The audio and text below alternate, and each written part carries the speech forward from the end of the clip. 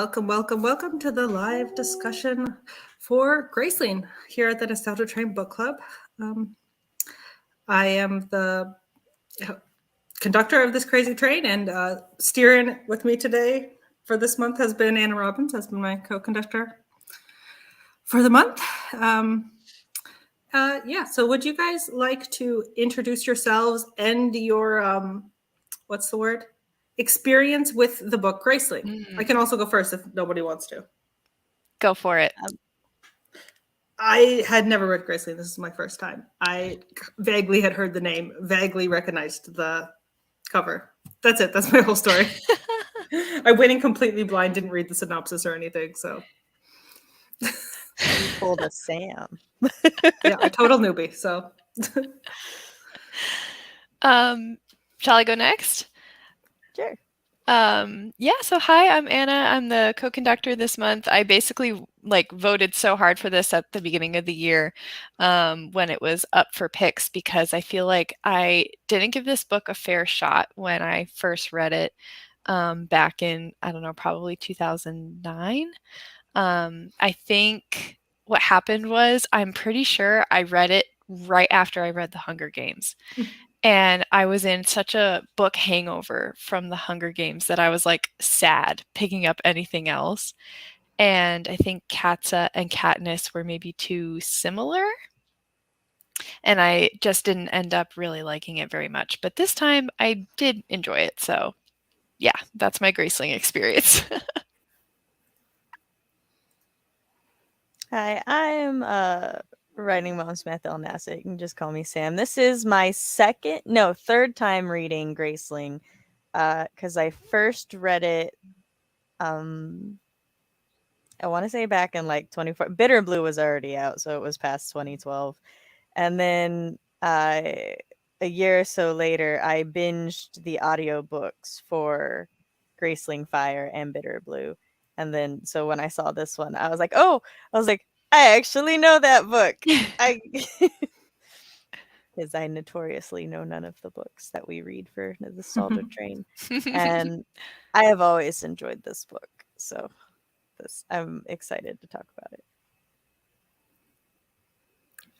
Hi, I'm Phoebe, and I read Graceling and Fire and Bitter Blue when they came out. So whenever Graceling came out, I was a teenager, and I was actually doing work experience at my local stables, which I remember because I would do the kind of however many hours you were supposed to work cleaning out the horse stables and whatever. And then I'd read a bit on my break, and then I'd have to do more work, and then I'd read a bit on lunch. And it was one of my first experiences that I remember where the book stayed in my mind really clearly, because all there was to think about while I was shoveling horse poo was this book. By the way, I don't resent that work experience. I chose that because I was obsessed with horses. So I didn't hate the work, but just because basically essentially manual labor is that there's not much to think about. I only thought about this book, and perhaps that's why I enjoyed it.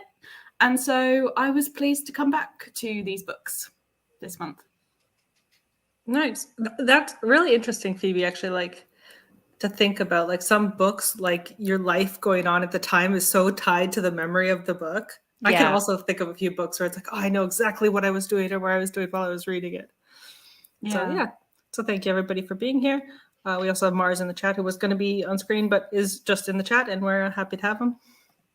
Michael is here. Phoebe, it looks like you're doing double duty down there. Mars says, this was my 4th or 5th time reading it, but my first time in 6 or 7 years.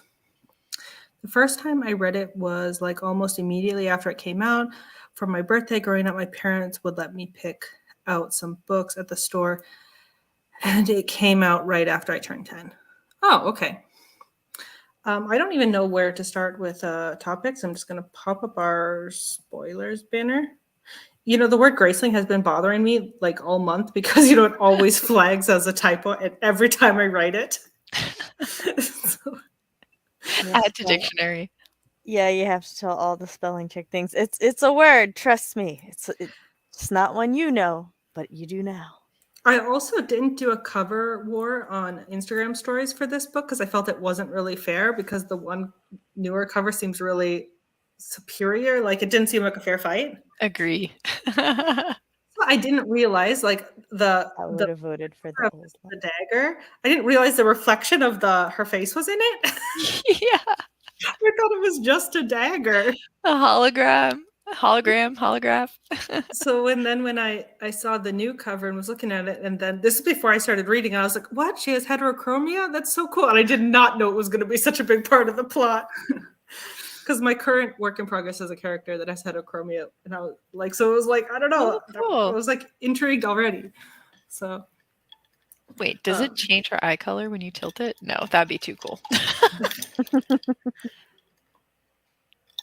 I don't know if we want to just say basic thoughts or if I should pop up a banner. Plot and pacing, I mean, is usually a good place to start, right? Let's do it. Okay. I realized I actually have a physical copy of the book this time, but it's in my book trunk and I don't want to go in there right now. Well, okay, maybe I could just say this before I put up the banner. I know there was also some discussion on the Discord about the 2 different versions of the audiobook. Oh my gosh. Because I posted my library hold coming through and it says, oh, the full cast version. And I didn't realize it was going to be such a discourse. But then when I started listening to it, which wasn't until a little bit after I posted the photo, I realized why there was such a fuss, because the narration doesn't necessarily always fit the story. No, it was the strangest audiobook experience I've ever had. And maybe we should describe it for anyone here who didn't listen to it. But I think, first of all, it has musical interludes between every paragraph break and chapter break. And the sections are choppy. And it makes it feel even. Section break, that's what I should have said. And I think it makes it feel even choppier. Yeah, it has then a general narrator, like an older male narrator narrating it, and then a different cast member for every single speaking part has its own voice actor. Considering and sometimes how focused it is on Katz's narrative feelings. Yeah, voice. It's an older guy, and to me, his speaking voice gave very much would be suited to a Stephen King novel. It did not really give female-led YA fantasy, but yeah, it was a really odd choice. Yeah, and a few times, a couple of the side characters, especially in the beginning when she was in the kingdom, it seemed really. It sounded like a really awkward table read or something, of people just giving a line and just reading it with no emotion. When you were in school and you had to read out loud. Yeah, a random group put together by your teacher and have to act out a play. Yeah, and there was one time that was really noticeable to me when it was and he said in a really gruff voice, and then it was this squeaky voice. So it did not at all fit the description. Yeah, the speakers interjecting was really awkward, I thought. I mean, maybe did they just give the voice actors a list of their lines with none of the context, and they were we literally just need you to read these lines, and then they got inserted in. Did was cast the main cast like Katza and Poe, and even the grandfather I thought had a nice voice, and then for all the extra really short parts just gave to random people who were ever around that day. Just pull people off the street, hey, do you want to read something? Somebody comes in the office and they're hey, I just wanted to remind you we have a meeting at 4. Oh yeah, come in here, read this line real quick. Yeah, can you just say really quick, Katza, you're so whatever. Okay, was that good? Yeah, no, that's fine. Meeting 4.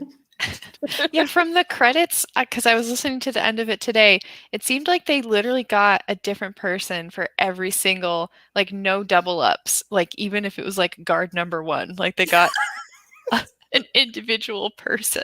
I'm impressed they found that many people. I like to think there are some really dedicated voice actors who worked on this project who are listening to us that was my finest work.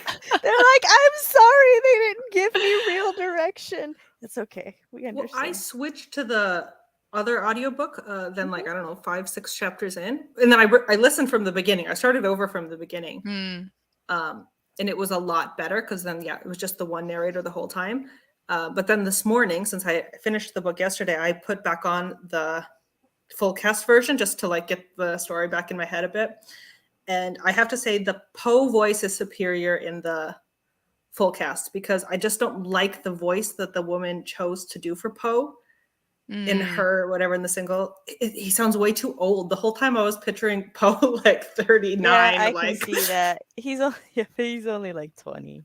And they kept mentioning like the youngest brother, the young one. And I kept thinking like that voice sounds like not so young.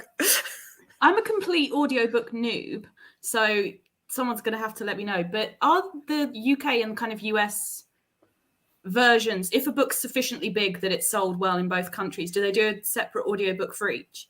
Because I read on paper the first 2 books, but I'm listening to Bitter Blue and it's very much a UK like accent.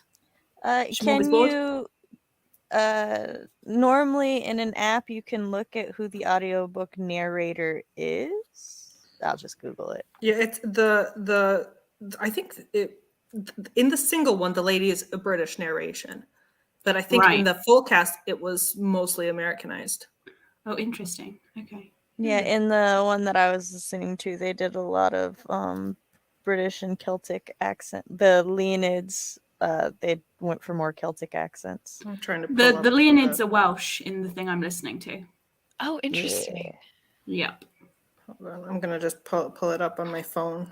Which is not a choice I was like wild about, but you know, it's a choice. Western boys Can you hear? enslaved in a Nandarin iron mine. 1 or 2 more escapades, and the news of their missions began to trickle into useful channels. Some of Oll's fellow spies joined the cause, and 1 or 2 underlords at Branderston. I would have been better if it sounds weird to me too because I just put it down to 1x speed. So I was about to say I was definitely broke my rule and I was listening to it at like 2.5 or 2.6 because I was just so tired this morning. The full cast one you could definitely speed up a lot. I think the interludes added at least an hour to the audiobook. Yeah, at first they didn't bother me because like I listen to audiobooks all the time and some have interludes and I don't know. But it was really just the every random guard having a different voice that got me. Mm-hmm. I like listening to Celtic accents, so I was 100% down with the Leonids being Celtic sounding.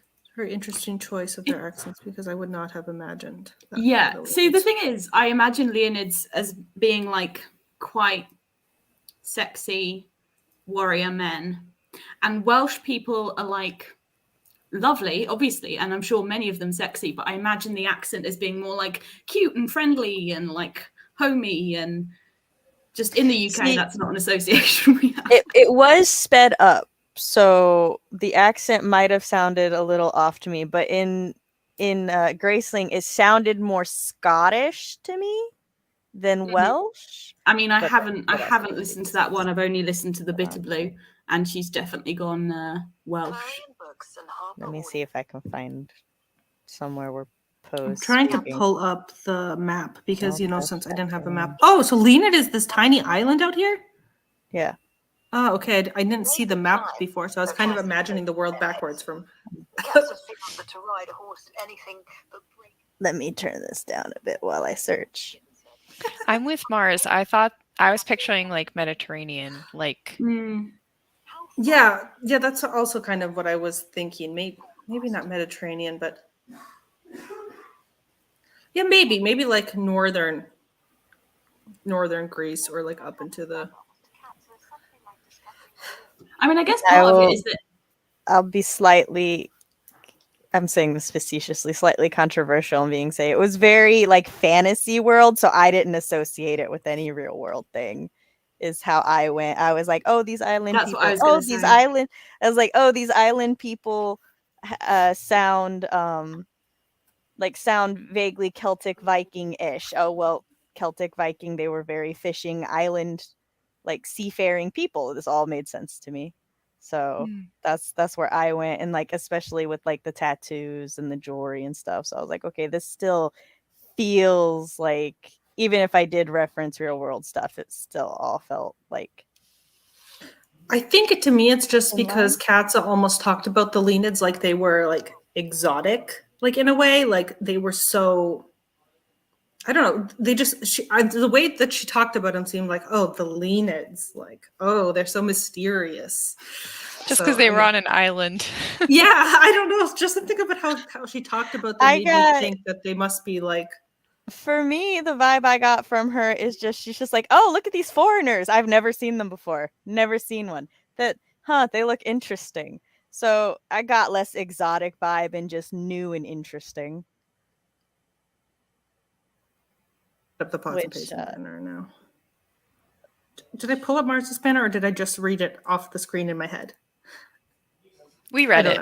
Okay. Sometimes I just, I like to put it up just in case people are watching the replay, which apparently people do that. Okay, plot and pacing. I have feelings on this. I don't know how you guys feel about it. I thought the plot was really well done, actually. I think it was much more, for me personally, but I mean, we're going to get to the Katza part. It was more plot driven than character driven. Mm-hmm. I liked how it was paced up until like the end. Like I felt like the climax of the story hit a little weird for me in the following action. I would have to agree. I felt like I was engaged throughout, and then the climax felt short, the resolution felt long. Yeah. That's where it missed the mark for me. But up until then, I was like, the plot is, it was doing it for me. Yeah, I really was surprised by how much I liked it because I feel like it's plotted and paced kind of so atypically. Like the whole first third of the book, we don't really have an end goal or like a mission in mind. It's just like getting to know Poe and the training and the council and stuff, and then they kind of like go on their mission once she gets like kicked out of the castle. But and then the whole middle of the book, like the love interest is not present. So it's like so atypical from your typical YA fantasy, but it still really worked for me. See, I feel it's actually a character-driven book, not plot, especially because the climax was so unimportant, because the climax of the plot isn't the climax of the story. And the story, I feel it's the entire thing is motivated. It's like it's Katza's essentially her coming of age, but not in a traditional sense of where she's coming into her adulthood so much as she's just coming into her own. She's learning, her entire life she thought her grace was one thing, and now she's realizing it was something else. And so she's learning to really take advantage of that. And at every point, the plot is wrapped around what her personal goal is at that time. Saving the grandpa, then going to do that mission, then helping Poe, research, or helping Poe try to figure out who originally kidnapped the grandpa, and then going there, and then once they get Bitterblue, it's trying to get her and Poe and Bitterblue out, and then she becomes so singularly focused on just her and Bitterblue's survival. And there's this underlying thing the entire time of her figuring out her own freedom and how to keep her freedom, because she has been so enslaved by her uncle her entire life. And then our resolution comes at the end when she and Poe come to this acceptance, because then Poe has to go through that at the end. When he loses his sight, and he has to relearn his grace.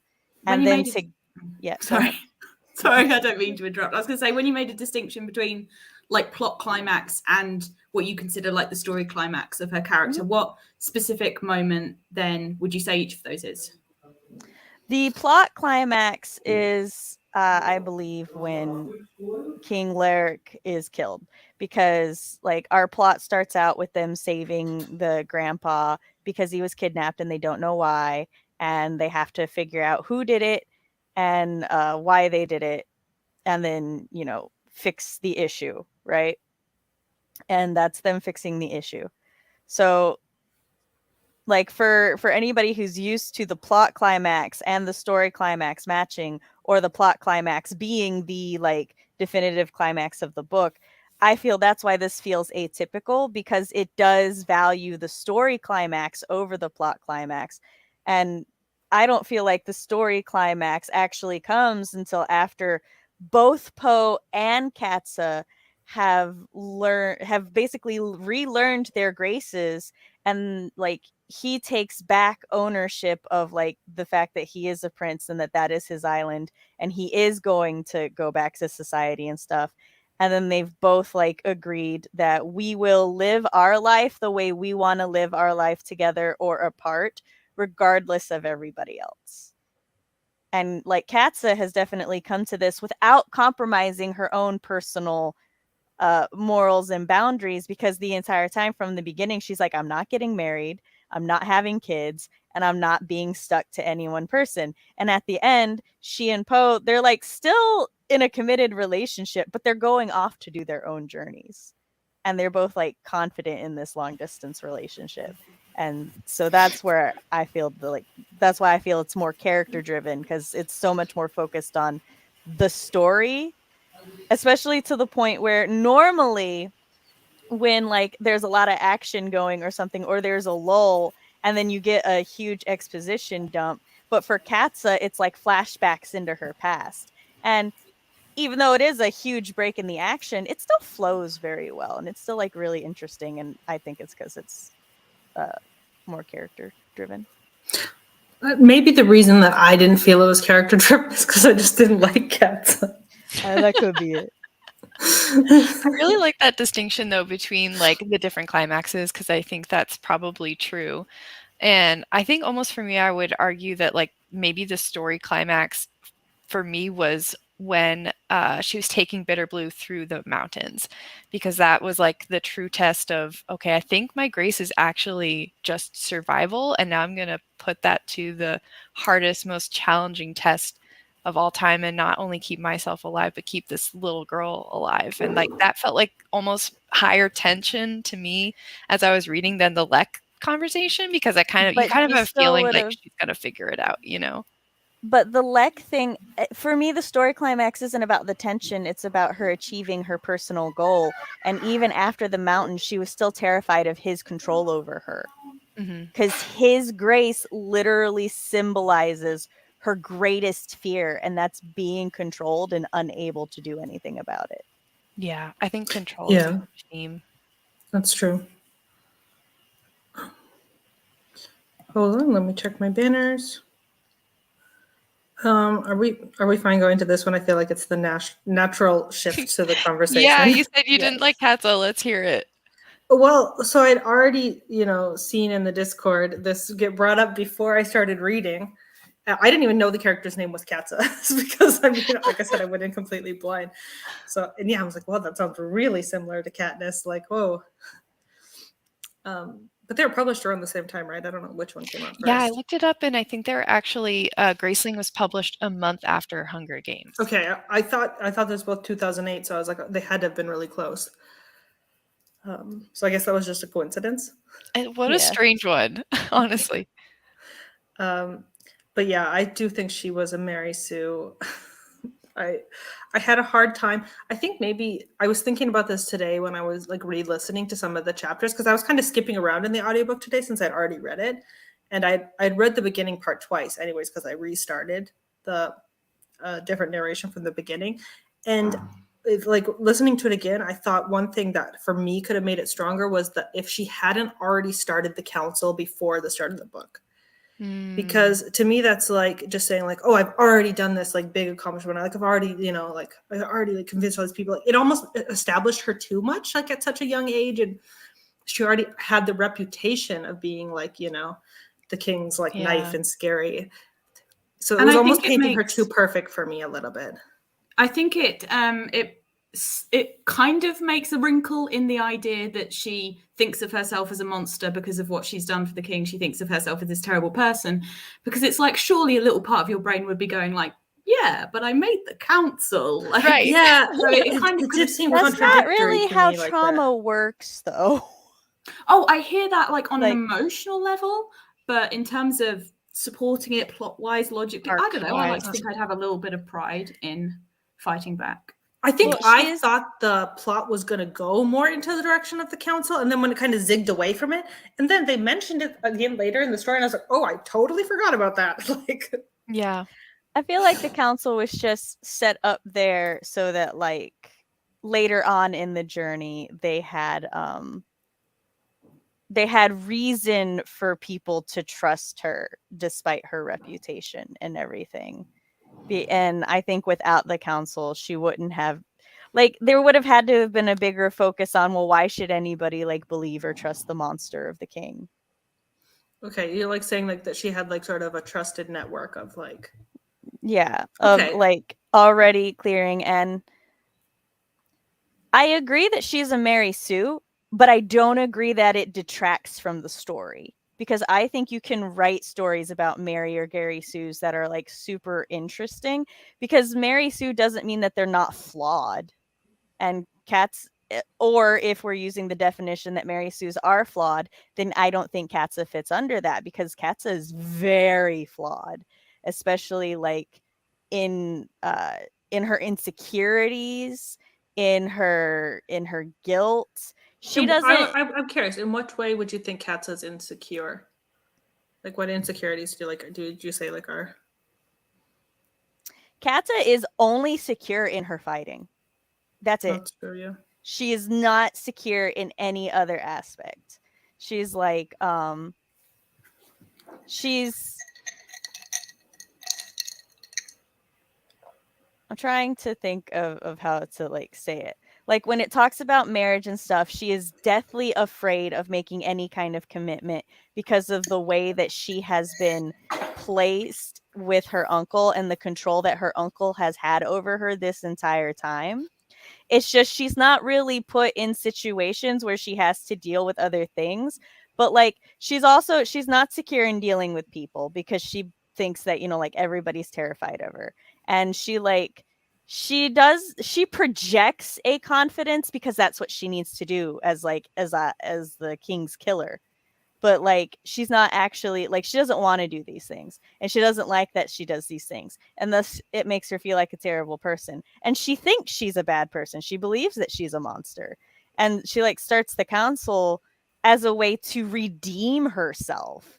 That's what it's about, because she's just like, she started it just her, and Ol is the one who like really grew it with her, because he was like the information guy. And so he would pull other people into the confidence of all of that. Yeah, I agree with that too. Yeah, that would have been the problem with it. Like, I think it would have still supported the arc because, it would have, if it's part of her working on not feeling like a monster, it makes sense to show it in the book. But yeah, I agree that the pacing then may have been off because you'd have needed it later, but you'd have had to spend time setting it up. And I don't know if we'd have had time for that. So I kind of agree with this. Yeah, okay. I do also see that point because... Oh, and also she's like so afraid of her own emotions and feelings that she's caged by them. She's handicapped by them. That's why it took so long for her to truly rebels, because she wasn't afraid of her uncle. She was afraid she would kill her uncle. And then that would like put her cousin in a bad position. And then like when she was coming to realize that she loved Poe, she was terrified of admitting that she in the most teen dramatic, oh my god, that part, I was like such a teenager.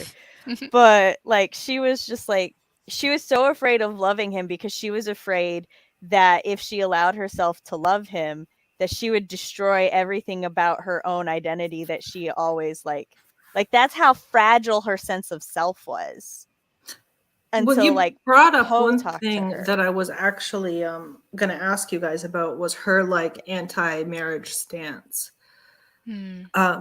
Because it was one thing in the book that to me, like, okay, Sam, you kind of already answered it, but like to me it felt a little bit almost like I didn't understand her reasoning for it. Like I could understand she doesn't want to be her uncle's puppet, like when he was trying to like set her up with people. And I could also understand she didn't want to go with you know, her friend, that was like awkward for her. Like, I can understand those reasons, but just to be like, no, never, I didn't get, especially when her and Poe had already started building something, and she like straight up says to him, like, no, never. And then I kind of thought it was going to come back around, almost like at the end, like, okay, he's like blind now, he's super vulnerable. Like, they've both had these character arcs. I don't know, something about it felt very, I thought it was going to be like a Jane Eyre moment or something. Like, for me, it really did make sense. And I really enjoyed it as well because it's not what you usually see and because it felt so modern and yet not outrageously anachronistic in the setting. And I think it made sense to me because I remember there's this what one marriage conversation. symbolizes, right? Huh? To her. I said because of what marriage symbolizes, right? To her. Sorry, didn't mean it. Well, the way I read it is, I mean, partly there's the kind of she doesn't want kids thing, she doesn't want a domestic life, and so kind of the lifestyle of it isn't her lifestyle that she wants, but on a interpersonal level with whoever she would be marrying, you know, that thing of freedom being really important to her because she's never really had it with the king. And there's this one conversation where she's saying to Poe basically like, yeah, we could get married.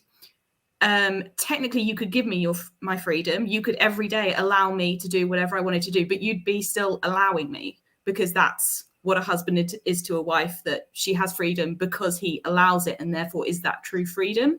So I thought it like did interesting things and I quite liked it.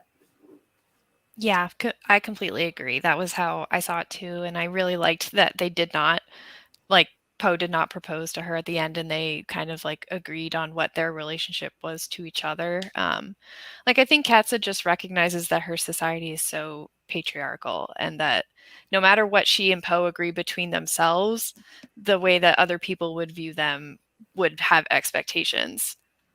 And I think she also didn't ever want to disappoint whoever her husband was.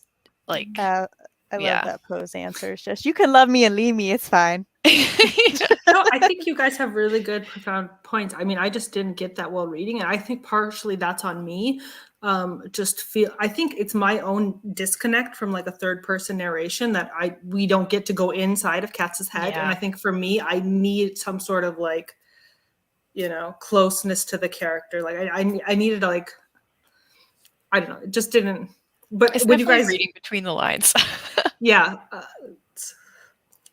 But no, I like you guys' points. Hold on, let me see what Mars is saying. They explained how if she were to get married, she'd be legally be tied to her husband, even if Poe wouldn't tell her what she could and could not do. It would still be a cage. Yeah, do that, Michael. We love Jane Eyre. Is Phoebe the only one of the four who's read Fire? Because this would be an interesting conversation comparing that book with this one. Honestly, yeah. I'm holding back so much from making comparisons to Fire and Bitter Blue. Like, even on the plot and pacing, I'm like, oh gosh. But yeah. You guys should have seen my face when the character Bitter Blue was, you know, introduced. And I was like, I know that's the title of one of the other companion books. I'm like, ah. Yeah, I've not read the sequel, so now I'm interested. Well, Fire is technically, it's book 2, but it's a prequel. Oh, yeah. It comes before, but it also has the origin of Lek. So, interesting. Very cool. Interesting read. And then Bitter Blue is a sequel that takes place 8 years after Graceling. Basically, once Bitter Blue gets to the traditional young adult protagonist kind of age. Yeah. She's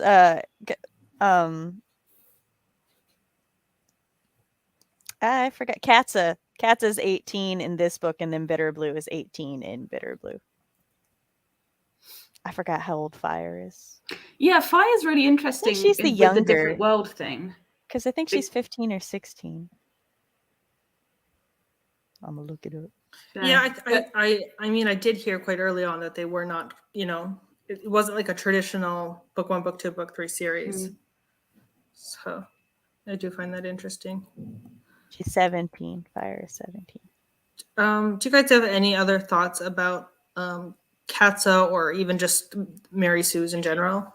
Yeah, I think so. I'm specifically thinking about the first couple of chapters. where we're getting the exposition about who Katza is and like her reputation and everything. And I think just in general, while I was reading the book, and especially that like introduction, I kept comparing her to Selena from Throne of Glass. And I think maybe just by virtue of that comparison, Katza felt so much more emotionally well-rounded and not like a Mary Sue.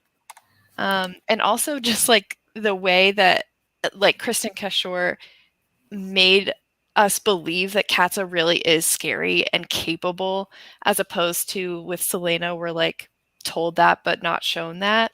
And also, we never know how Selena feels about killing and being an assassin, but Yeah. Katza, it's very complicated and like this deep-seated like insecurity with her. So maybe just because I kept making that comparison in my head, to me, she wasn't so Mary Sue-ish. There's like Yeah. that. She is good at mind games, though. She was all like, "Yeah, I could cut your finger off." Yeah. There Wouldn't is that be like so that fun and huge crazy? trend. There's so many authors in the young adult fantasy space trying to write protagonists who are like really badass, and it's like, oh my god, Right. they're so cool. They have so much power, and they could just kill you like, And then when the authors actually try and write that, they realize that's not necessarily a likable person unless you can somehow humanize them and give them vulnerabilities. And that balance is hard to strike. And I think you're right that this is one of the better examples of actually striking that balance of someone being badass, but also like how they're coping on the inside is still relatable and vulnerable. Yeah, Katniss is I also think that she did a pretty good job characterizing Katza as 18. Because there are times when, as an 18-year-old who had to grow up fast, because there are times when Katza is like super mature and she's handling situations that, no 18-year-old should need to be able to have. She, at 18, should not necessarily be so good at interrogation and mind games. But then, like, when it comes to dealing with her own emotions and hormones, she is a teenager. She is dead set in that, like, emotional turmoil of just not knowing what the fuck she's feeling or doing. And I think that was a pretty good balance. Because sometimes in YA, especially in, like, YA adventures and stuff, they just always act like they're a teenager, or I'm reading about a 30-year-old and I'm told they're a teenager, and I feel lied to. I think it would be easy to like fall into the trap of writing Katz's character as like emotionless because she's supposed to be this feared stoic person, but like she gets upset all the time and like cries and shows her frustration and sadness, and she could have been a Katniss, but I feel like she wasn't. Yeah, I also made the Selena comparison a lot while reading, because I do feel like Katza definitely has some not like other girls energy. I mean, I really can tell Bitter Blue is there, and what's that old lady's name again? She doesn't really have like other Graceling. She doesn't really have female companions. That was one of my friends. notes, is that until we meet Bitter Blue, there's only one other female character in the book, and that's her maid. Terrible. Sorely lacking in but I did understand, like, okay, that she was kind of segregated from other girls and women, but I do like, unlike Selena, where Selena had like these two sides, like, I'm badass, but I love frilly dresses. Like, I liked that Katza was consistent, sort of like in herself. Like, there was a consistency to her, and I did appreciate that, I guess. And the other thing, sorry, go ahead. Sorry, I was gonna say I liked, also compared to Selena with Katza, is I was really hooked right from the beginning of the story, like her role in court. Yeah, she's not a princess, but she's still in the family. And how they even explain there's different kings, so it's not like I just like that position. Like, you're close enough to the top, but you're not at the top. And because of her grace kind of getting used as like a guard dog. Yeah, she has power, but there's a ton of power over her. Yeah, and I like that. It explained why she could be eloquent and smart and have access to different things, unlike somebody like Selena, who was a slave. It didn't make a lot of sense sometimes. But I'll say I also appreciated that I never got the feeling that Katza was looking down on other women for like there are times when she's like, I don't understand why they would want this, but it's fine that they do. And like a big part of her whole thing is like, as she's noticing, you know, how like casually sexist and, you know, patriarchal everything is, she's just like, it's building up for a mild spoiler for Bitter Blue, but like what Katza does, I don't remember if it said it at the end of Graceling, even though I just listened to it, but she like basically just starts going around and teaching all the girls to like fight. She just starts they like do little say that fighting at the end of schools for Graceling, girls. yeah. So Oh, yeah, there was a couple really good like quotes here. And one where she was talking to Bitter Blue, or was it that girl in the bar where she's like, why is it the most vulnerable people don't get taught how to fight? Yeah. That And one I made, was like, oh, that one made me that's a stop in my great tracks. I was quote. like I'm like- running around my house doing chores, listening, and then that line came on, and I went. I was on the train when that line came, and I was like, I wish I had a pen to write that down. That was good. Yeah. Hold on, what is Mara saying in here? Katza felt very Lady Macbeth to me when thinking about gender and how that's complicated by the life she's been put into. Of course, that could just be my non-binary ass looking for queerness everywhere. Lol. I mean, I think there was something between Raffin and his male bestie, but Why is that never explicitly confirmed? Why is like every time you see them together, you're like, yeah, no! they're gay, they're Like- gay, and then it's like never. Like Raffin and Katza were acknowledged. even talking about having a fake marriage to each other, which I'm like, Oh, why yeah. do It was it just the fantasy have to be 2008 of it all explicit, that it but- couldn't be like. They Oh, basically that they could confirm be it in Bitter because- Blue. Yeah, I was just gonna Bitter say Blue if this was written randomly sees today, them I kiss think or something, and it's like, oh, that's nice. yeah. Yeah, they need like a surrogate so that they can have an heir. But otherwise, like I love them. I read somewhere today that these books get queerer as they go along, so that's Not promising. surprised. I haven't read the last two. Yeah, neither have I. Like I just learned about Winterkeep Keep recently. and Ceasefire. So- Oh, it was because of the Discord channel where we were like talking about Graceling, and then it's like, here's the other ones, and I'm like, there's more. I have to reread the first 3 now.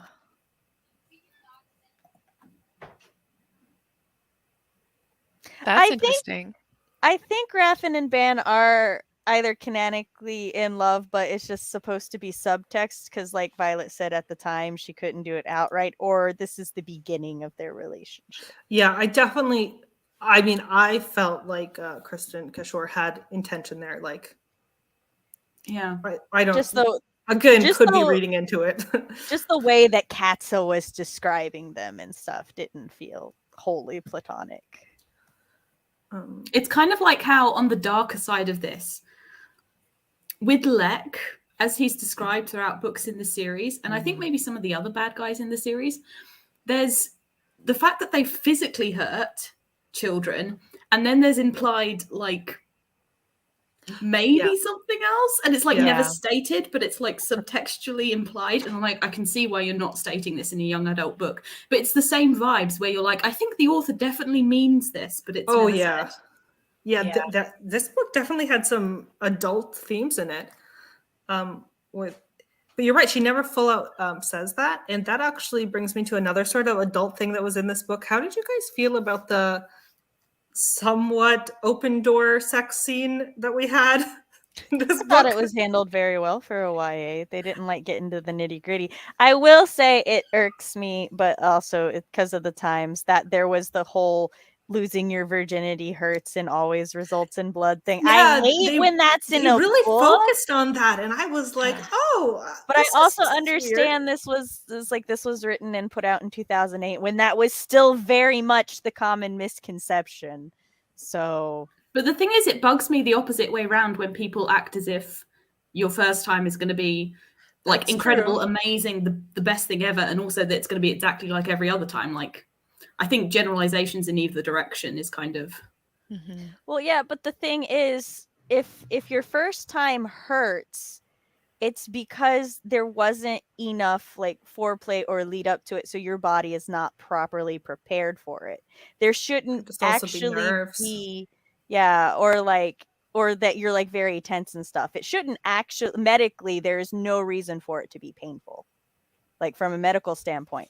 But there was this prevalent belief and misconception that absolutely no matter what, the first time was going to hurt and you were going to bleed a lot.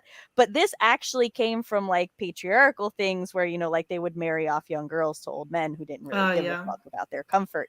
That's why that's a thing. So that's why whenever I see the whole, oh, well, it's going to hurt or there's going to be bleeding, then like I get annoyed, especially with a couple like Katza and Poe. Like, you're not telling me that would have happened exactly like that. Like, okay. So no, I actually understand your point, Sam, because like that's how what I had heard also growing up, you know, was yeah, my this is dad going to told be me the painful and opposite. messy, and my dad was like, if it hurts, stop. You're not doing it right. And I was like, okay.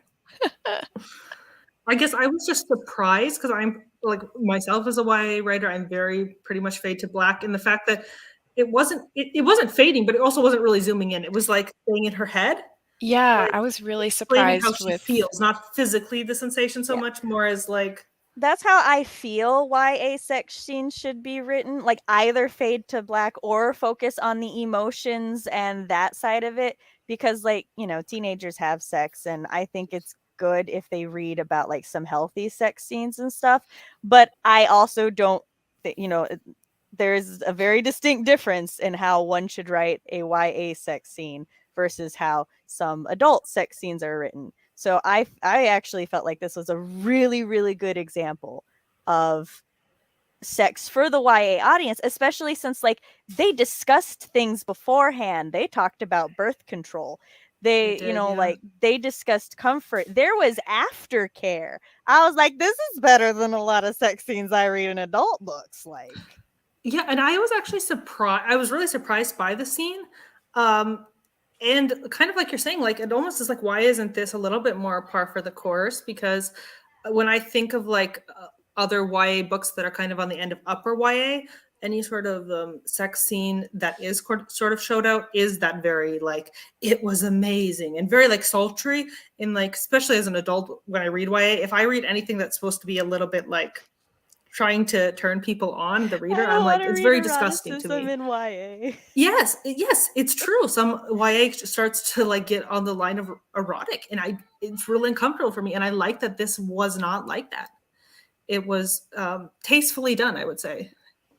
Yeah, it definitely did take me by surprise though, because I think that's also their first kiss, if I'm not mistaken.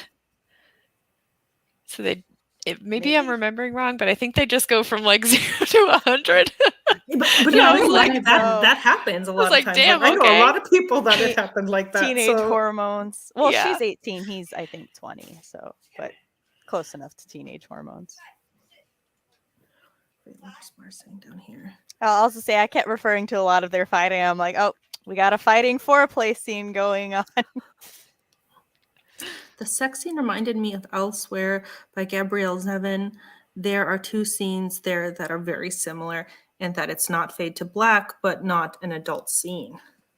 Yeah, I appreciate that the author still found a way to make it clear, like, this is happening. And, like, I could see other at the time being a little, like, vague about what exactly the characters got up to. Yeah, you know, I had this critique with during Nostalgia New Year, like, what was that, last 2 years ago, where I read Sisterhood of the Traveling Pants, which would have come out a bit before this, where there's this sleeping bag scene, and when I read it as a kid, I thought, oh, they definitely did it. But I mean, I was like 13 when I read that the first time. And then when I read it as an adult, I was like, well, what did they do? Like, it was very ambiguous when I read it as an adult. I was like, they could have done a lot of things in that sleeping bag like that.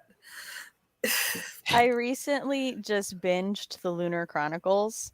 And don't tell me anything, because we're going to cover that eventually. So please don't spoil. Oh, were you going to spoil?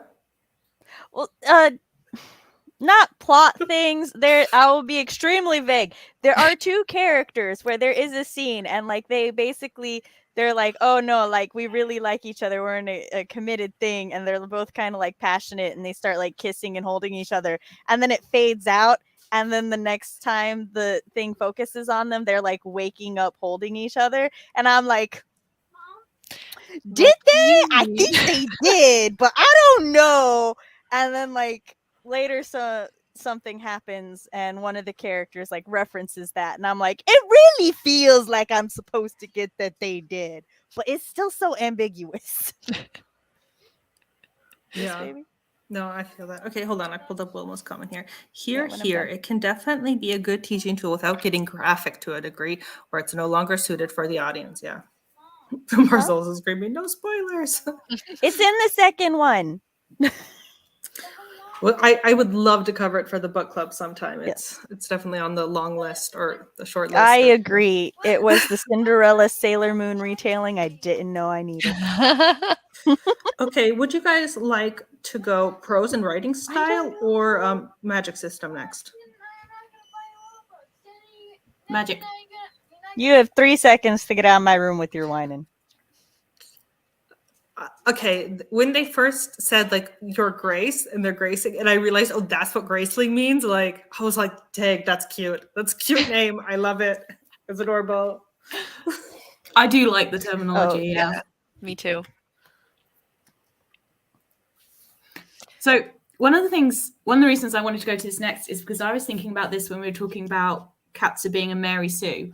Although actually, yeah, I'm going to say it about kind of Katza and Poe, which is that their skills start being quite limited. And I'm one of those people that thinks like kind of it's more interesting when you have more limitations because it means you have to be really creative in how to use that in the plot. You know, when your skill does something really specific and then you're in a sticky situation, it's like, okay, how am I going to use this specific skill to somehow get myself out of this? I don't like it so much when Katza and Poe's skills both widen into being like basically OP, in my opinion, because Poe by the end, or at least by the later books, which she's also in a little bit, he can kind of do anything, not do anything, but sense anything. And Katza by the end, it's like, oh, she jokes at one point, oh, I guess my skill is just life. And it's like, yeah, what can you not do? They got a little bit too wide for me. I agree. Well, I feel there's still some limitations to Katza's, at least. Well, in speaking for Graceling, because like when, like you were saying, when she's deciding what can I do with this very specific skill, and she's like, should we go through the mountains where we could die, or should we go through like where all the people are? And she's like, I can't do shit if we go through where all the people are. It's like I can do literally nothing except maybe murder everybody, and that's not the goal. So then she has to go through the mountains, and they do almost die. I think Poe's particularly bothered me in what Phoebe was saying. Like it morphed so many times into something else that I kind of like. I really liked his original, like I'm actually a little bit of a mind reader, but only in this specific way. Yeah, Like, that was was so really specific. creative. Yeah. And then it was like all of a sudden he could hear like inanimate objects and like animals and trees. Yeah. And I'm like, what's going on? And I don't necessarily see the connection between the two. Like, why is they're it that not being thinking able to of read him. someone's thoughts towards you would Yeah. also mean that you can like sense a landscape? Become Daredevil.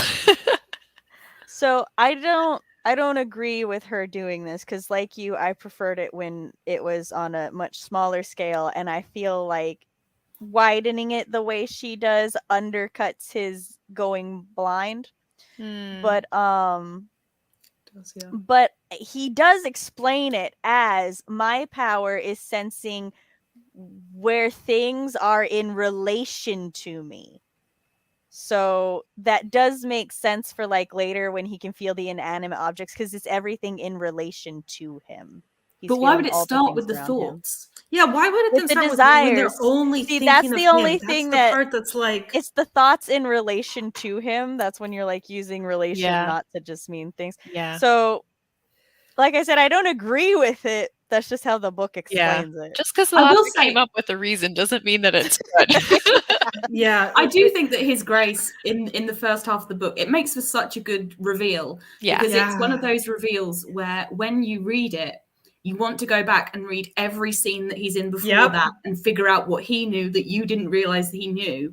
And so it's kind of like you can read that first third or so of the book twice and read it differently in terms of how their relationship plays out, which is like the best. Yeah, I agree. That was awesome. I was upset at Poe when like he basically told Gideon, "Oh, I'm sorry, I hurt your girl," And Katz is like, excuse you two, I'm still here. I'm the one. Y'all just took away my agency. And I'm like, that's right. Be pissed at him. And then he mouths forgive me to her. And she just like lets him. I'm like, no, be pissed at him. He can't just do that in public and then try to fix it behind closed doors. Yeah, I will say, on the whole, though, I love that this is such a wholesome romance in the sense that their biggest falling out, when she finds out about his grace, it's like you can't really say that either of them's done anything wrong. Like, you understand why she's hurt and you understand why he kept it secret. So there's conflict without it being like, oh, he's a, right. D-bag And or it's whatever. not a misunderstanding. He literally lied. Yeah. Yeah, it's not miscommunication. So, and they work through it, and the way they work through it is satisfying. Yeah, I agree. Yeah, the disability reveal. What was I going to say about the graces? Oh, Katza's grace. When it's revealed that it's actually survival. Oh, I had a thought here. Oh, because in the beginning, this is again when Katza was really giving Mary Sue vibes, when they're like, I got this headache remedy, but it turns my hair blue. And Katza's like, I would never know. I never had a headache in my life. Oh, yeah. I was like, fuck you, girl. Like, you're so unlikable. But then when they said, like, oh, her thing is survival, I was like, oh, okay, I'll allow it.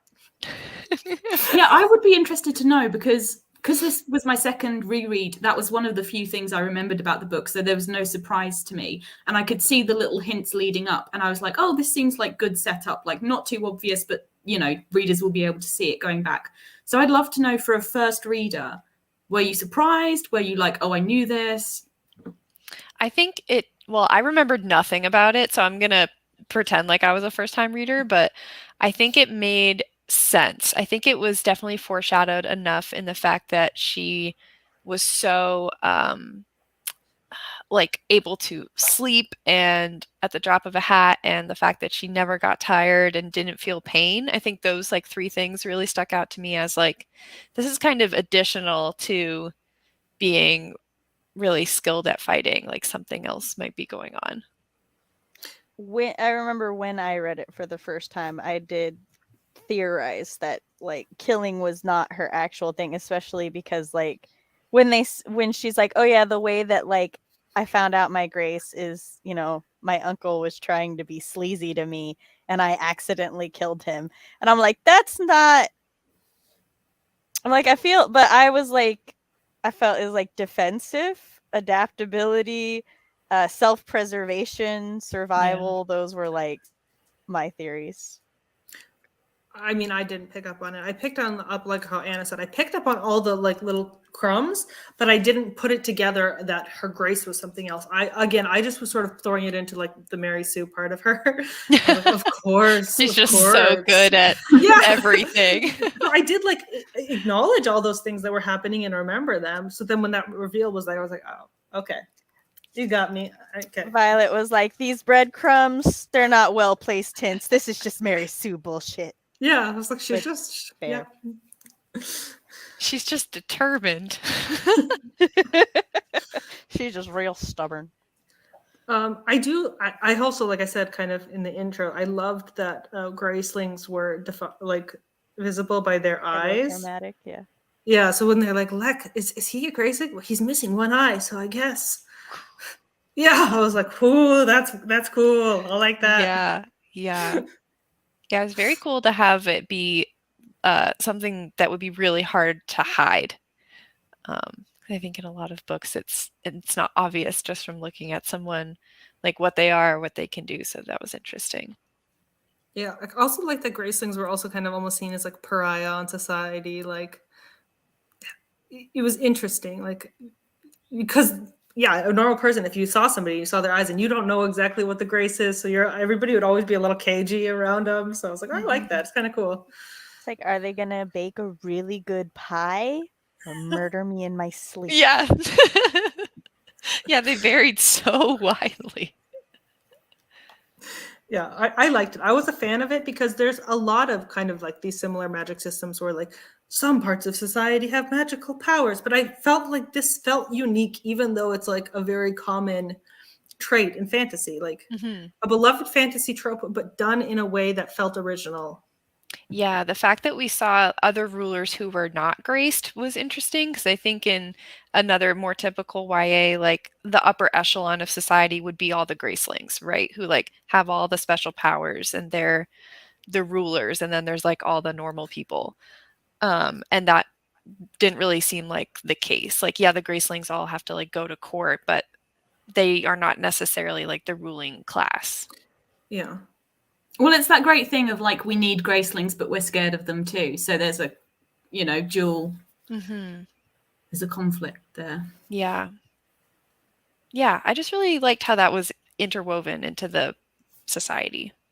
Yeah, it felt strangely balanced to me, like as far as the society as a whole. Like, where other fantasies I've read, I've started to have questions or concerns at some points because it didn't seem like to be like super genetic or hereditary. It kind of seemed random, and I liked that about it. Yeah, I don't know. It felt a little bit refreshing. Yeah. I like how impossibly specific some of them are. Yeah. Like holding one's breath for an impossibly long time. Like But it juggling also- any amount of items. It does also seem kind of realistic, like the fact that like Katza like maybe had her grace wrong, and it made me think like I wonder how many other like Gracelings like don't realize their full potential or tweak it. Maybe that's something in the other books in the series, but I was like, oh, it just led to possibilities in my mind, got things sparking. Can I just say, we were saying about Poe's magic like getting wider. I seem to remember like there was this point where they walked into the forest, and once they'd got into the forest, he was like saying, "Oh, my senses are changing" or something. And I thought it was something to do with the forest. I was like, "Is this an ancient magic forest?" And then I don't think it was. Like, did we get an answer for why it expanded? Because I can't remember. I think he was just saying that like his like when he was explaining it to her, he said when he was younger, it started out as one thing. And so I think like his grace just started growing. Like he just like had a growth spurt in his grace. He's just going through second puberty at this point. Yeah. Basically, I think is what it is. Yeah, but I also I remember like when Katza found out about his true ability and like asking him like, oh, can you also hear animals and stuff? And he's like, sometimes, kinda. Like I was like, oh, okay. So it did seem like there was like a wedge there that was kind of opening that door a little bit. I think it's because he was around people less and less. Yeah, I think that's part of it. That makes sense. Yeah.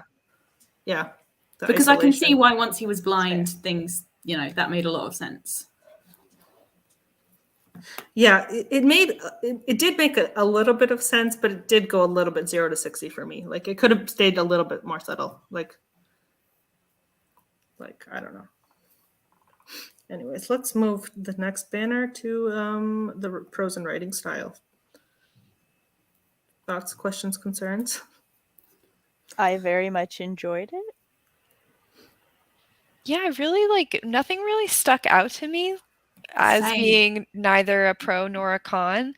And I think, like I said, and this was, I think, mostly the audiobook's fault, pointing out short sections because there was a musical interlude every time, and I would be like, oh man, how long was that section really?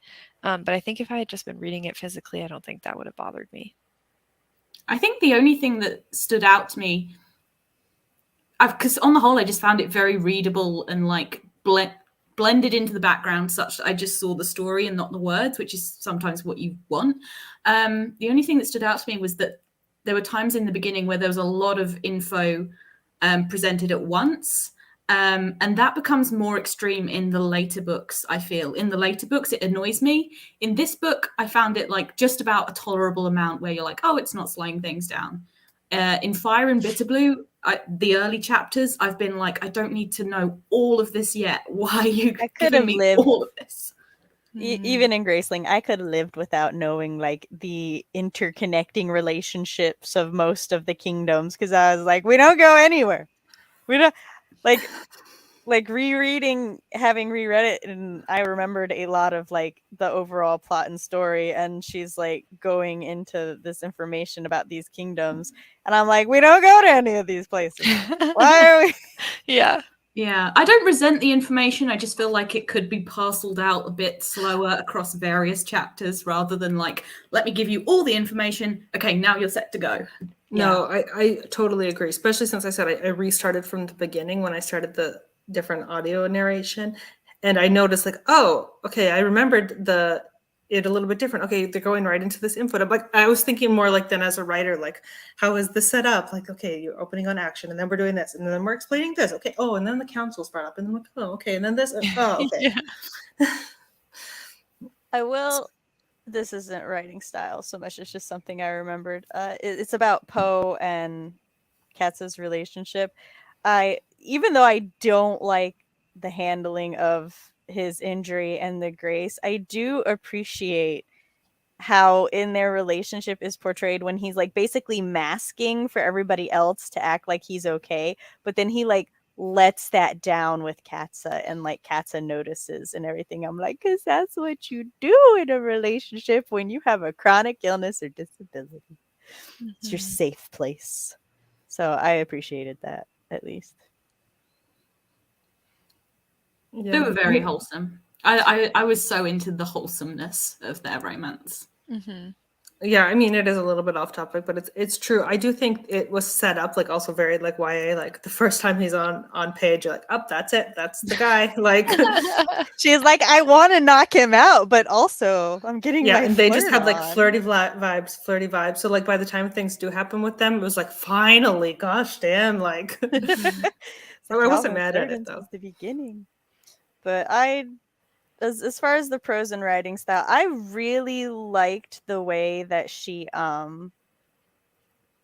wrote the descriptions of like the environment and stuff, and the way that she wove those in, because she, you know, like Katza in the beginning, she's going to go knock out a bunch of guards and stuff, and she's like, oh, the weather's really nice today, and those like plants are pretty, and then she just like keeps going, and it did not feel intrusive. It just felt like, yeah, that's a thought that a person would have, and like I appreciate knowing Yeah. this part of this, setting the environment. That's a really good point, because there is so much travel in this book. Mm. And like, I hate writing landscapes and those sorts of like environmental descriptions because I'm just not good at it. I don't have a very good visual brain for it. So this would be a very difficult book for me to write. But you're totally right that she does a very good job of it. And I did feel like I could see all of the different like changing landscapes. I agree that it's well written, but I felt like the landscape slash society wasn't especially original. It was quite kind of generic medieval, like taverns and cities and kingdoms and forests and mountains. You know, like I guess maybe just once you've read that a certain amount of times, I start to kind of like, I want a different taste, and it didn't have that like unique taste thrown in. Yeah, like how is but I agree that it's different from Sunder? Well written. Yeah, and I generally don't like books with a lot of traveling around, but I think this book could really justify it because of the whole survival skill thing. Because if her skill was going to be survival, you had to put that to the test in some way, and what better way than putting her through like increasingly difficult landscapes to travel through. Right. Yeah, I pretty much agree with all of that. Like, I didn't really mind like the sort of generic medieval fantasy setting. I think, sometimes every once in a while you need a couple. Like, I don't know, just. I'm like a combination of you two, where I always appreciate when there is a unique take on it, but also I don't mind if it's the other, because I'm like, but I'm always like far more focused on the characters than I am the world itself. You could give me a story with absolutely no world building, and as long as I like the characters, I'm a happy camper. Yeah, I think there's another. Oh, sorry. Sorry, Violet. Sorry. We totally talked over each other. No, go first. I think there's another version of this book that I also would have quite enjoyed that was focused on the council and going to the different kingdoms, and that was about trying to make some sort of tenuous peace where we got to see how those kingdoms were different and get those more original like interpretations of how the countries were all different. I mean, what I will say is And Fire probably has kind of what I was thirsting for in terms of slightly more original world to travel around in. That's probably Fire. Yes. All right. I would like a modern AU Katza. I need her in a tux. You know, I'm thinking like Post-apocalyptic Katza. modern Katza. Like it's, I don't know if you guys watched the show Heroes. It's kind of giving me Yeah. the cheerleader can't die. Oh my God. Yeah. So what was I just thinking? Oh, about the writing style. I think I kind of already said my thoughts. There was a couple really kind of pretty quotes, not like even like beautiful flowery writing, just poignant like Mm-hmm. you know, messages that fit so nicely into the text, and like that stayed with me. Like again, like I said already, like there was moments where I wanted maybe it to be a little bit closer. Like I like a close third person POV, and there was sometimes too much distance for me where I was like, oh, I just would like to. I didn't feel that connection with cats. There's some moments where I just would have loved to got a little bit more. Mm-hmm. I don't know. I also give this comment a lot when I beta read for people. Like, please, let me in. Lisa, open the door. Are we to our last banner? I believe we are. My favorite. Sorry, my dog jumped up and scared the fuck out of me. Oh, I thought symbols and motifs scared you. No. No, my dog was like she was passed out, and then all of a sudden she just goes like this. And she is not a small dog, so I was like, what is going on? Does anybody want to go first? I'll go first. I think the two major ones that I had, I think we already covered the first one, which is control. I think that was a big theme. And I think the second theme was toxic masculinity. I think in the way that all the kings kind of display that, and then Poe and his family are kind of the counter to that. Like one of the lines, like Violet was saying, the messages that really like stuck out to me, there was another one that Poe said to Katza where he made it very clear, you humble me, but it doesn't humiliate me. Like you being great does not reflect on me. Even if we're together, you know, that doesn't make me feel any like sort of way. Yeah, I hadn't conceived of it specifically as being about toxic masculinity, but I definitely felt like it was a feminist novel, and that it was and I would say that Kristen Cashore kind of carries that throughout the body of work as well. And in Fire, especially, that's a huge theme, and I can really now see that, like harking back to Graceling, I can see that reflected. And I think, I was seeing the other side of the same coin, maybe, in that sense. Yeah, they can totally be the same coin. Mars is saying, I feel like weather/season really plays a huge part in the following the narrative symbolically. Yeah, okay. I see what you're saying. I see what you're putting down there.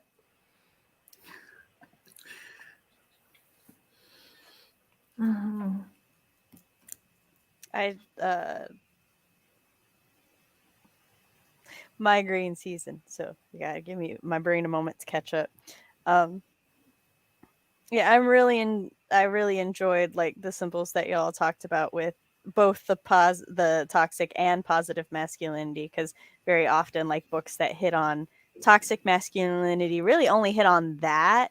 Yeah, and they then don't put like, the counter there. Yeah, and they're like the only way to like fight toxic masculinity is like, you know, super girl power, and it always puts like all the Ionis on women and stuff. But then like to see Poe's family and everything just be so like positively masculine and everything, and how it's like, and by the end of the book, you know, Kat's is like, oh well, here are all these like, it's like King Roar's a good guy, and Raffin, when my uncle finally dies, will be a great king. Yeah. And then like that's really nice to see, and a good balance, I feel.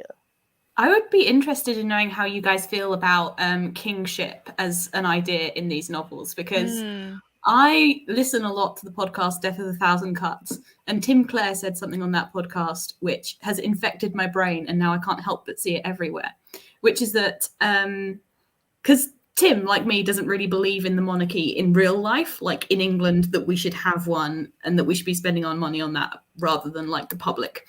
But in fantasy novels, basically, it's often presented that the solution to a bad king is to have a good king instead, as opposed to the theory that, well, all kingship is basically tyranny. Tyranny by a good person is still a dictatorship by a good person. So I'd be interested to hear your ideas on that.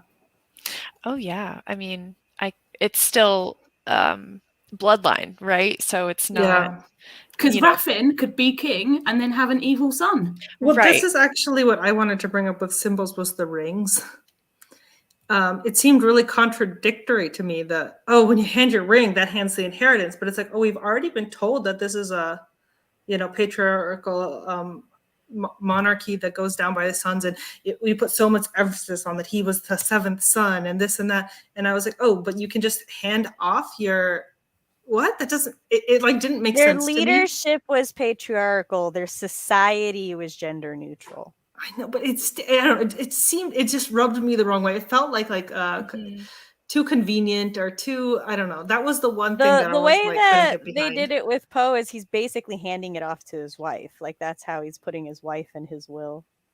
I think it probably because they only used familial examples. It's like when a baker's dying and he wants his daughter to inherit, or something like that. It was interesting because they had all those good examples which made sense to me, and then there was a line shortly before or after where someone said, but no one would ever do that. And so it was is this a device or is this real? It kind of went both ways. They didn't accept... See, for me, the bigger thing was beyond what they were just saying is how they acted, because they actively refused to believe that Poe gave it to Katza until they explained the meaning to Katza, and Katza freaked out, and then they were listening to her and Bitterblue discuss it, and they were like, oh shit, he was they're a couple, basically this is he was bequeathing it to his lover, and that's when they were like, you're the princess now. Because it's basically that was them saying, oh no, we get it. I don't know. I feel like they could have done something with the rings without it being that.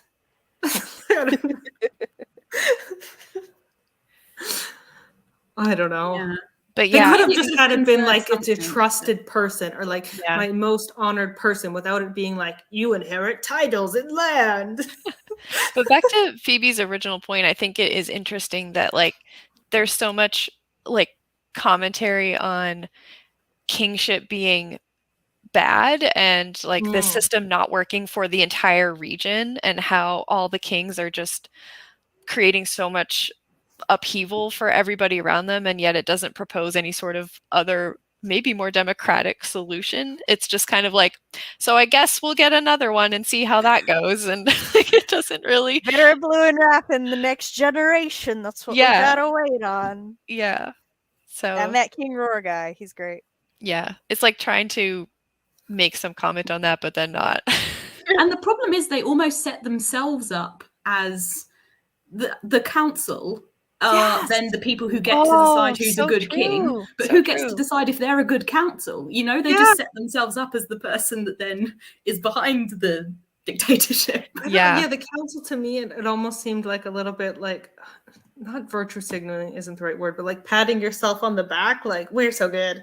Yeah. I think this setting and the council and the kings and everything would be really interesting if you took it all up to a super political 6-book high fantasy where they have all this political machinations of trying to convert from a broken monarchy into something else. If that's in there. If it was more of an adult novel and it's had a bigger word count and going into the political, it could. Hold on, I just want to catch up with the comments here. Starting off in the summer, back to the seasons thing. Starting off in the summer, the plot heating up, Katza and Poe start to get closer, and then in the autumn, things are coming to fruition. In winter's where the struggle really hits everyone. Yeah, it's true. Makes a lot of sense.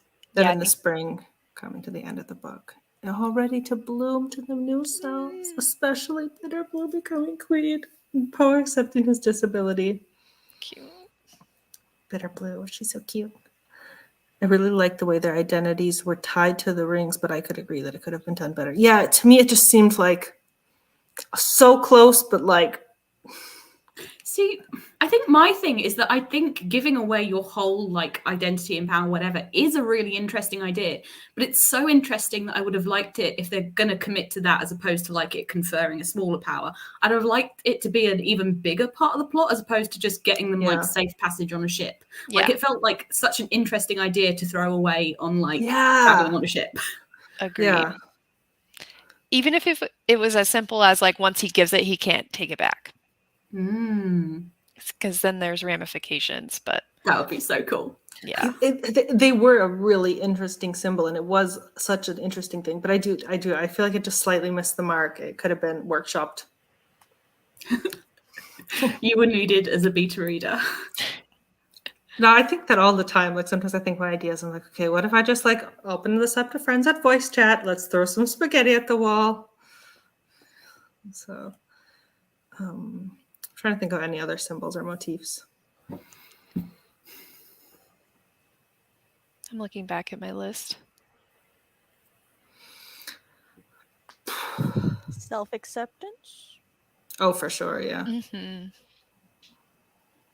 I couldn't remember if we said that one or not. I think a theme that, again, I'm going to say this runs through a lot of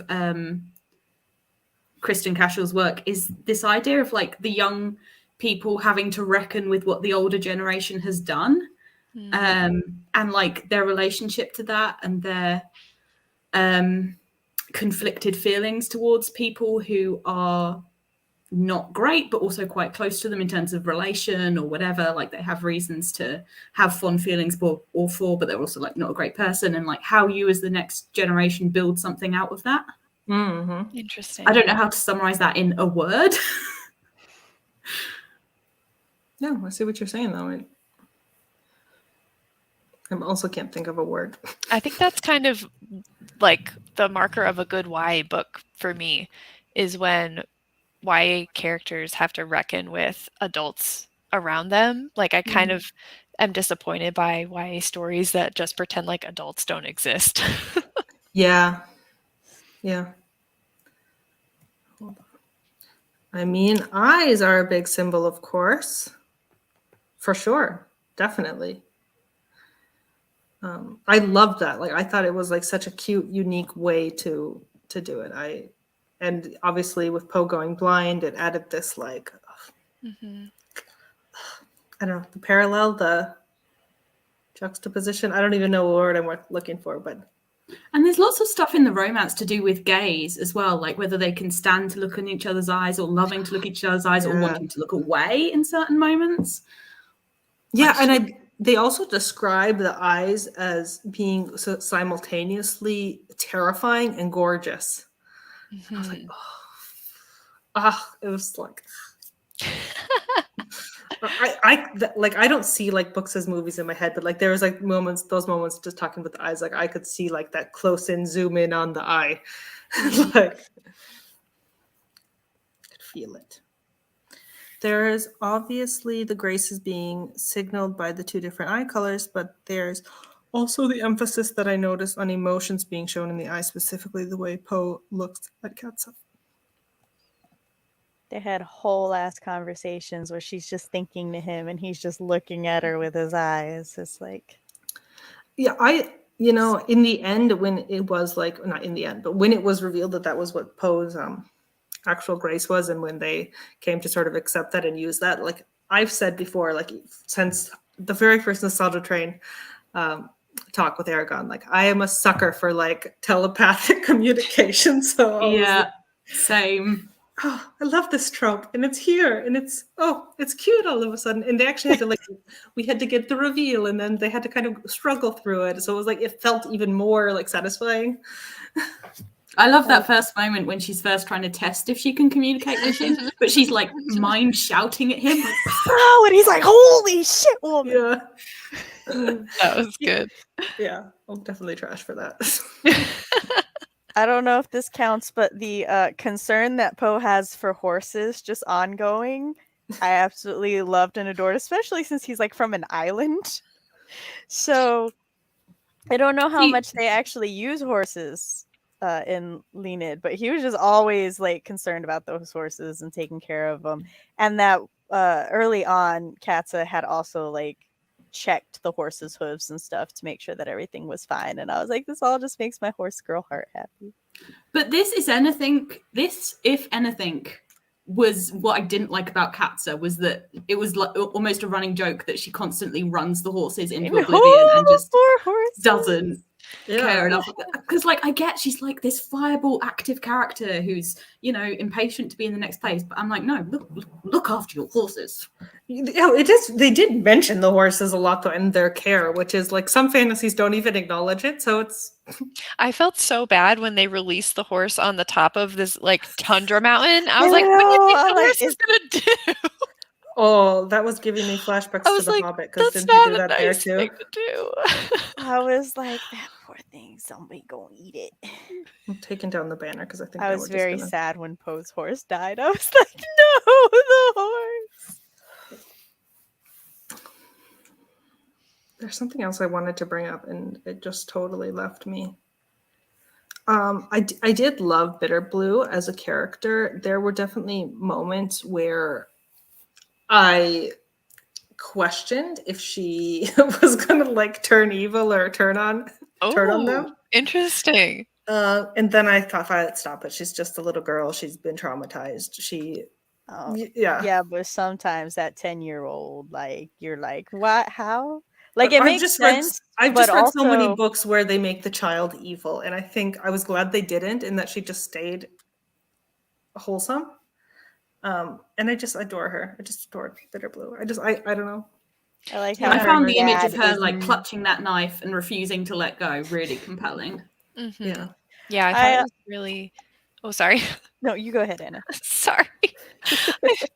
I thought it was like cool how observant she was of both Poe and Katza. Like just, and you can imagine coming from her situation, she's used to reading adults as threats and like just evaluating. And so just her picking up on all the little things about them and how they were feeling or thinking. Like she was calculating for sure, but not in like a I'm an evil child way. Not now, I'm gonna murder you in your sleep. Yeah. I'm But, I also. love- Oh, sorry. Now I'm cutting off Sam. Sam, there you go. It's okay. We all, it's a thing. I like the juxtaposition of like her on the boat when she's like trying to learn to defend herself and she's Mhm. terrified, and then her father gets murdered in front of her, and everyone's like, "Bruh, you're hugging your murderer," and she's like, "I'm queen now." That was cool. And Yeah, that's true. she's Yeah. fine. Oh fuck, what's the word when you let somebody out of all their crimes? Pardoned. Yeah. I'm queen Yeah, now, and I yeah. have pardoned Katza of the murder of the Yeah, previous she's like, year. she did the right thing. It was good. That was Fine. a cool moment. I was like, yeah, Bitter Blue.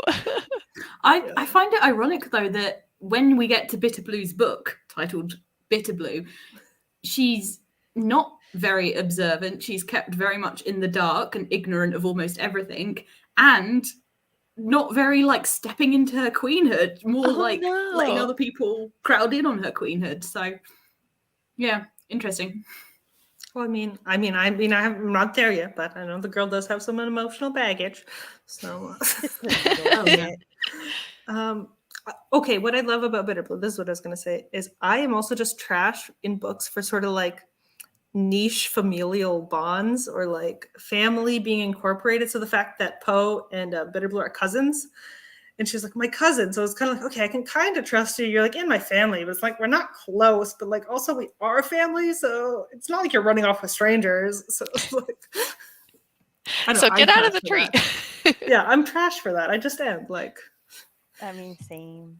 I also appreciated the fact that like Katza had a very wants to be childless stance, right? Mhm. And at some point, Poe's like, yeah, no, that's cool with me. And then they basically like rescue his niece, and Katza's put in a position where she is the caretaker and protector of this 10-year-old throughout this like journey that takes them months, and they bond on a very like a deep and genuine level and stuff, right? But that doesn't change her feelings. And she's still like, yeah, no, kids are great, but not for me. Which, like, I will say, as somebody who's like always wanted kids since I was 5, and I have 3 kids, when I like first started writing and stuff, I used to write all my, because of course all my characters want kids, right? Because everybody wants kids. But then, like, certain members in my family were like, yeah, no, I'm staying childless forever by choice. And like my sister is a forever aunt. And some of my friends are like, yeah, we don't want. So now I'm like, whenever I see media that has women have that stance and keeps it that way and is like okay with it being that way in the narrative, I'm always like, yes. And doesn't paint them as cold and like, like ambivalent towards young people. Like Katza fiercely loves Bitter Blue. Yeah, I'm so glad it was just committed to, because like, I don't know if you guys have read the Court of Such and Such Sarah J. Maas books, but the fact that at the end of one book, her character is like, yeah, I don't want to have kids. And then the next book released is like a novella where I can't remember if she decides to have kids or if she just gets pregnant and then decides she's really happy about it. But like, it's instantly overturned from one book to the next. And I'm like, I read a romance novel last year where like throughout the whole book, she's like, I don't want kids. And I'm, and her like the guy that she's romancing, he's like, no, that's fine with me. Cause like, I hate kids. So he's like, so I'm chill with not having kids. But then like a plot point is that she finds out she's pregnant and now she like doesn't want to tell him because like he hates kids, but she's decided after finding out that she's pregnant that, oh, well, if like she has his kid, it would be fine. And then like by the end, they're like happy to have the kid together. But I'm like, I don't like how this happened. Yeah, I mean, obviously situations like that do happen in real life sometimes, but also you shouldn't think about that something as like an arc of a character, a thing to overcome. It also feels icky. Mars, I think, brings up a good point here. I like that Bitter Blue still feels like a child, despite having the emotional maturity that would come from what she's been through. I agree. She really, to me, sometimes kids read weird in books. They either read like too like babyish or too like wise beyond their years. And I really think Bitter Blue felt 10 to me. Yeah. She also felt like a character and not a device, which or not like just a bag of flour like hauled around.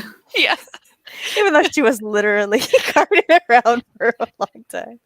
Yeah, she was just carted around. But yeah, I think it's because the author did such a good job of like emphasizing how much Katza had to like take care of her, and that makes her feel really small and fragile, even though she says really mature things. Like Katza has to watch out for her toes and her fingers and like keep her face warm, and it just makes her, it reminds us like, oh, she's very vulnerable.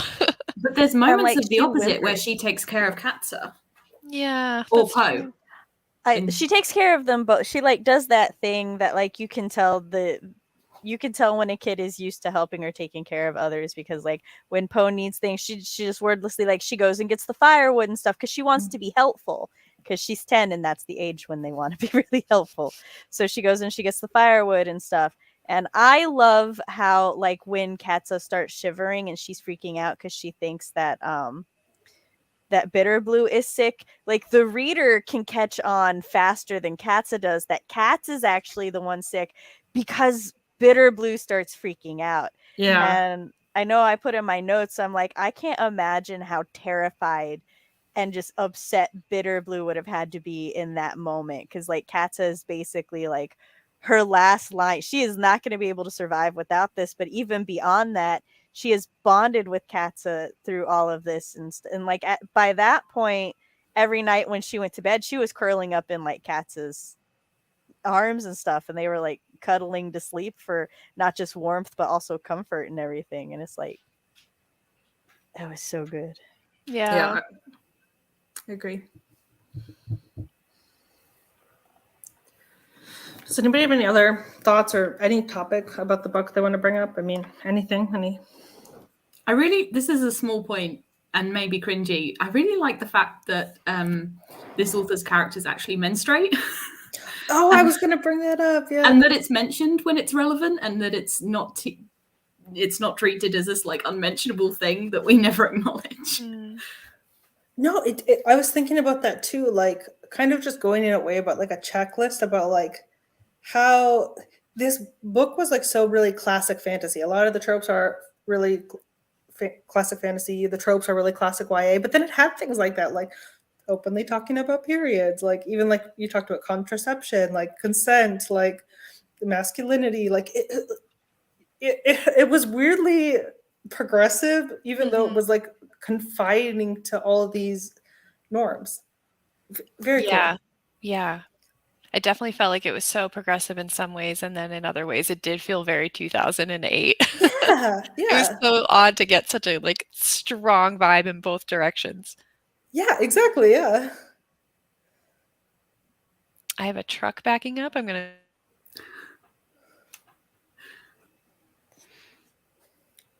I mean, that's one of the things where, like, as I say, it felt modern in perspective without feeling anachronistic, because a lot of people write fantasy in a way that, you know, doesn't feel very progressive in that sense. And then they go, well, that wouldn't be realistic. And it's like, well, what's not realistic about acknowledging like how a woman's body works, you know? Yeah.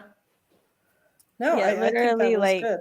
Like Helga was concerned because she's like, you don't have any female servants? And she's like, Helga's coming from the perspective of if Katza like starts menstruating and no one's explained this to her, she's just gonna go like lose her mind because she doesn't know what's going on. And she's like, she's like, I'm gonna work for you now. It's fine. I'll explain all the things that like you should know. And then later Katza is like, well, I'm gonna go get Helda and convince her to go with Bitter Blue because it's like a passing of the grandma in a way. The classic pass the grandma trope. Everyone knows it. Gotta pass on your grandma when you don't need her anymore. Yeah. I don't think Helga actually like has an end date. She's just an NPC that lives forever. Her Grace is immortal. Her eyes are just like barely different shades, so nobody knows. One is just so cataract you can't even tell. I'm trying to think. There's a character in Game of Thrones like that. It's like Old Nan or something. Is that her name? Just lives in Winterfell, and it's just like the wise old lady who's like been an old lady for all of time. She became an old lady when she was 8. Yeah. I was watching, this is completely off topic, but I was watching a movie the other day and I saw this actress in it. And I'm like, Chris and I were watching Ant-Man, and there's this actress in it who used to be on, I think, Disney Channel, one of the like kids sitcom channels. And I was like, she looks the exact same. Has she just been old forever? Because like she has not aged a day, but she doesn't look like young. So my mind just could not handle that. And now that is what Helga is to me. No, overall, I actually really liked Graceling. Like I said, I do think it had a little bit Mary Sue-ness to it. Definitely some classic fantasy tropes in there. Some 2008 zest on top, but also some really nice gems in there. I'm really glad people, brought it to my attention. It was the #1 voted book on the forum this time around. I don't know if I said that, but yeah, this was the #1 voted book that people wanted to cover. So yeah, I'm really glad I got the chance to read it again. I really enjoyed how it was plotted so differently, and I think that made for such a good reading experience because I felt like I couldn't really predict what was going to happen or where it was going because it kind of zigged and zagged in almost a serial kind of way, and that was more fun, I think. I think as a writer that really helped me a lot because I get into certain like furrows of, oh, this is what a book has to be structured like, has to do, you have to have these characters in place at this time, and so it's really good to read and enjoy a book that feels a little different and go, oh, it still worked for me. Okay, I don't need to stress about doing everything the exact certain way. It was one of the few books that had me sweating the first time I read it when like Poe fell. I was like, oh god, I don't remember if this is a fantasy or a romance or both, but is she gonna kill him? I was so terrified for him. I thought they were gonna go back and just find Post Corpse. I was like, no. Mars, I'm finding this comment kind of shady. It was the number one voted, and then no one showed up to the chat. Are you calling yourself no one? Everybody here watching, lurking, or popping in and out She's is no one appreciated. Owens. Of course, yeah. Nobody Owens is here. Somebody Owens. Everyone Owens. All the Anybody whole Owens. Owens gang is here.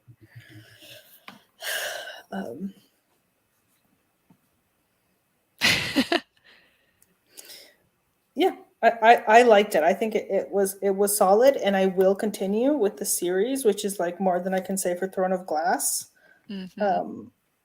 So Will you be in the Discord if people want to discuss the rest of the series? Can we like chat about that there? yeah, so generally we discuss sequels in the Discord. Please use spoiler tags when appropriate. So, I mean, we do have the ability to make threads, but I have not yet implemented that just because I thought it could get messy. I mean, we already have so many books, but I don't want to close channels of old books because I want them to always be there. Because if anybody does decide to go back and read Aragon or whatever, or no, Aragon's the one I actually deleted because it was the first one. Just kidding. Aragon you can't go back to. Everything else you can go back to if you're like jumping in or out of it. So, oh wait. I genuinely forgot that pole falling is what made him blind. Mm-hmm. Yeah, I think he hit his head on a rock. Oh, I As thought he the was going to horse- die. I thought he was a goner. Yeah, like it's impressive that he survived it all because I think he fell off a cliff into a river, hit his head on a rock, and his horse fell on him, which the horse falling on him should have killed him, period. But with just the way everything was, I think the horse fell on him. Yeah. Okay, yeah. I thought that he was blind the whole time, and then that's when Katza / the reader found out about it. Whoa. Oh! Okay. That would have been a reveal. I just remember that so bad. Yeah, that would have been a kind of a weird, interesting reveal, but I reread this reread was such a shock to me getting to that part. I love that. That's one thing I actually love about the book club is that, you know, we have a mix of new readers and rereaders, and like I love myself when I'm a rereader and notice something different. I'm like, what the heck? It's cool. It's cool when that happens. So yeah, I'm definitely actually a big fan of rereading books. I think. Oh, sorry, I remembered something that I had. I appreciate that while Katza is a like MC who figures things out, she figures things out based on clues and evidence that readers also have access to. So it's like either you figured it out like before her, you can piece it together with her, or you see how she got to the conclusion she got. Because I love being able to figure out a mystery or knowing like why I didn't figure out the mystery. I very much don't like an MC who's just like, I'm just supposed to be impressed that they figure everything out, but I'm like, okay, but how? Mm-hmm. But like, did you just know that? So Yeah, other than the ring inheritance thing, nothing really felt totally out of left field to me. That was the only sort of thing where I kind of was like, what? But other than that, like things felt, yeah. Because I think a lot of times in books there'll be like something come out of nowhere that just hits you like, what was that about? Yeah. Or, you know, where the character makes that logical leap and you're just not following, and you're like, okay, you're making that leap because the author now needs you to go and do this next thing, and instead of like fully bringing you up to that moment, you're just going to jump to the idea that happens to be correct. Yeah, for sure. Does anybody have any closing thoughts? Anything else? Would like to promo yourself or anything else you have going on? I'm going to take it down the spoilers banner, unless the closing thoughts are spoilery ones. no, but read Fire. And the Storytellers Hearth Weekend Relay is in co-host recruiting, so go sign up for that if you are so inclined. What's the next pick, Violet? I have a banner for that. In June, we are reading Animals. Yes. Our co-conductor will be Devasia Grapefry. And we'll take July off because it's an Anna month. In August, we will be reading Howl's Moving Castle with co-conductor Michael C.B. Chen. So Amazing. Howl's was the number 2 pick on the forum. So Graceling was number 1. Howl's Moving Castle was the second top pick. It's gonna show up and show out. Yep. So I just want to share that I, thanks to my dyslexia, misread it as June's pick was Animorphs Moving Castle, and I was like,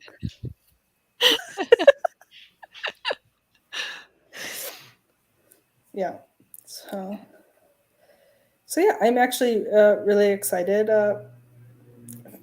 for the next couple picks, and kind of how I've been doing the book club now, just doing it like the 3, because we do 9 picks a year, 3, 3, 3, kind of announcing them. Just because last year I did it all at once, and then by the time we got to the later part of the year, things felt like things had shifted. You know, trying to keep my pulse on the room of what people actually want to read. So, well, I'm really excited about both of these for sure. yes, that will be my first time reading both of them. So, see, Animorphs is one of those books that, like, in my head, I'm like, of course I read that, but I actually don't think I ever did. I think I looked at the book covers on the shelf a million times and maybe saw snippets of the TV series. You know? I didn't know there was a TV series. Do you ever like gaslight yourself into thinking you read something and then realize there's no way I actually read that? Yeah, I do that with classics because either I bought them for uni or because I was meant to study them for one of my uni courses, and then I just blatantly like read the 5 pages I had to do an essay on, and that's it. Yeah, I will gaslight myself into thinking that I have read or seen a like specific thing, and I'm like, I am dead determined. I know the plot and everything, and then I'll talk to my husband, and he'll be like, "No," and then it'll turn out it was this completely like the titles don't even sound similar, the concepts are not alike, but my brain was just like, these things they match. yeah. I'm really excited for Animorphs though, because it's sci-fi, and we haven't really, I mean, other than dystopian stuff, we haven't really gotten too much into sci-fi in the book club. We've been a lot of fantasy. I don't think we've ever done a contemporary pick, but nobody ever wants them. Every time I put them on the forums, people are not interested. So RIP contemporary.